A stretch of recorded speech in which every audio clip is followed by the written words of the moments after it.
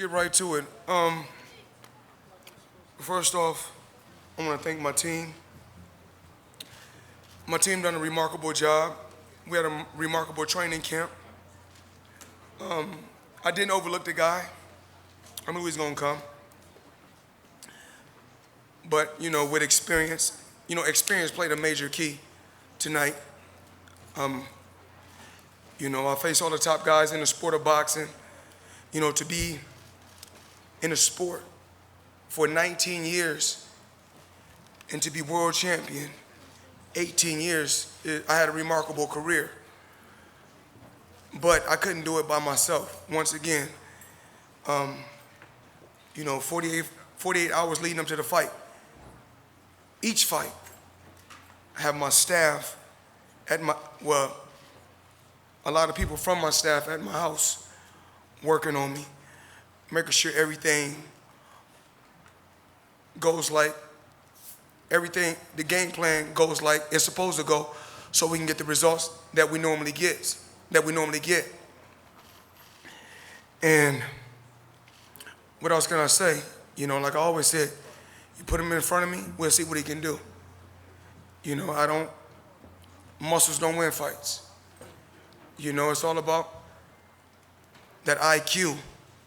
I'm 10 steps ahead of any fighter.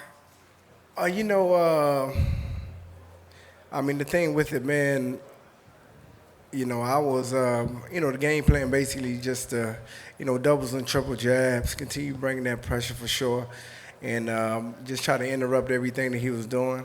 On a few occasions, I got an opportunity, like to land a few, jabs or hooks or right hands, whatever the case may be. But like I said, man, he's real slippery. I feel like experience played a really big part. Like I said, he's just real slippery, man. I was in shape. I came and brought the pressure. I came and brought the jab and other thing else. But like I said, he's real slippery. But, I was able to catch him with a few shots. But like I said, like experience plays a part. He knows how to con his way in certain situations to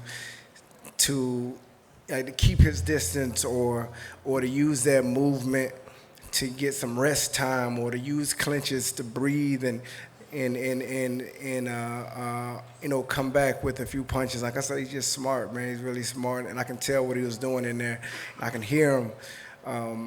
Certain situations. I seen him taking deep breaths while he was moving around. I heard him, taking deep breaths in the clinches. And like I said, he's just smart. He's really smart. But like I said, I think my jab, interrupted, a few things. I was able to get off a few punches. But like I said, I just think that experience played a big part tonight. I've been in sport my whole life. I've been in the sport of boxing my whole life. And they say I'm wrong for saying that I'm the best. Why get a sport your whole life to say that there's another fighter that's better than me? I had a sport my whole life.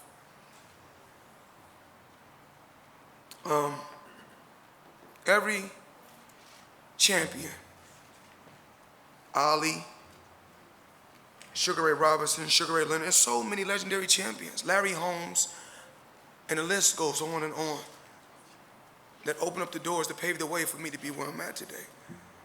I'm appreciative. But these young fighters that's in the audience, they know the truth. Them fighters say, we want to be like Mayweather. It's not cool to take punishment. I got a little bump and a bruise, but it's okay. I know I made somewhere upwards of 70 million tonight, but it's okay. We live and we learn. And that's what I tell these guys all the time. I'm not perfect, but I try to be a perfectionist. And when I'm in a corner, even when my dad is giving me instructions, even if it's something I know that's not working, I'm not going to talk back. Because 50 laws of power, never outshine the master. Show respect. and you'll get and you would get respect. So it could be something that he see, but when I'm in there, I don't see it, or it's not working. But I'm not gonna go back and argue. You see, over in the other corner, they arguing, they having problems. Who he thought he was facing? He not facing no ordinary Joe. He facing the best. So that comes with the territory. That's what I make happen. I knew that was gonna happen. And all I do is keep my composure. Under any circumstance, under anything in life, I just keep my composure and say it's gonna be what it's gonna be. If tonight was his night, so be it. I still gonna be TBE. You know, he gained some fame from it. He made $4 million. And I'm pretty sure it's gonna open up some more doors for him. I'm glad that I was able to put him in that position to do that.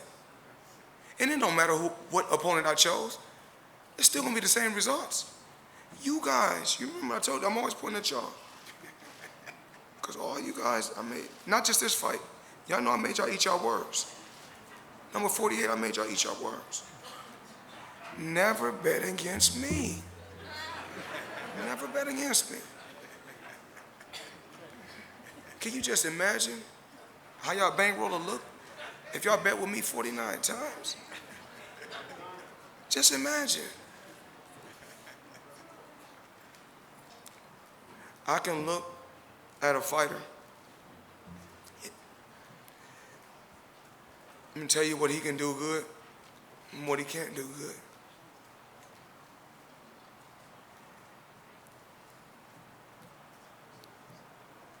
For starters, a lot of fighters don't even stand on their pivot. You must be on your pivot for starters. It's the first thing I learned. And that was one of the key things that I learned in my career for movement. Pivot. Certain turns, certain angles. I remember it, day one. I know the first thing I learned. And when I see fighters boxing, I got the ups on them instantly. So when we come out in the first round. I touch him with one jab. One jab. Said he beat. That's all it takes is one jab. Said he was beat. I come out with Pacquiao. First round, I fill him out like this. I count him with the right hand. It buzzed him a little, it stunned him a little bit. I had to let him know that you ain't just gonna run up in here. It's hot. So, if I'm not mistaken, you know, with the media and the critics, the three top fighters is, Pac, Canelo, and Cotto, right? Well, you know, it's like bowling. I got a turkey on all three. Yeah, I could have went to the body a lot more, but like I said, you know, the experience played a part, and I got a little caught up like everybody else, you know, gets caught up when they fight him. They just want to try to knock him out, you know, especially doing, you know, so much movement and you know, just little things to try to maneuver, you know. I could have took a little bit of a different approach, you know, attacking the body a lot more. But even when I was on the inside, you know, he'll tie me up and like I said, he just used little tactics, man, and I was seeing that in there, but like I said, you get in the mode sometimes, you just want to catch his ass and, you know, put him out of there. But like I say, man, he's sharp for a reason. But you know, it's something that y'all didn't, right? I mean, you know, when I was at home today, I'm at home. Didn't I have two of my belts on the line? But then I look out in the audience, they said, when I'm looking on the teleprompter, not the teleprompter, but I'm looking at the television on the back, they said, WBA welterweight champion for another kid. I'm like, I don't really understand this. Like, I'm the only fighter, if you guys don't know, that was undisputed champion at welterweight and held the WBC and the WBA at junior middleweight. You know, that's something they don't talk about. But I had to enlighten y'all. So make sure y'all write about that tomorrow.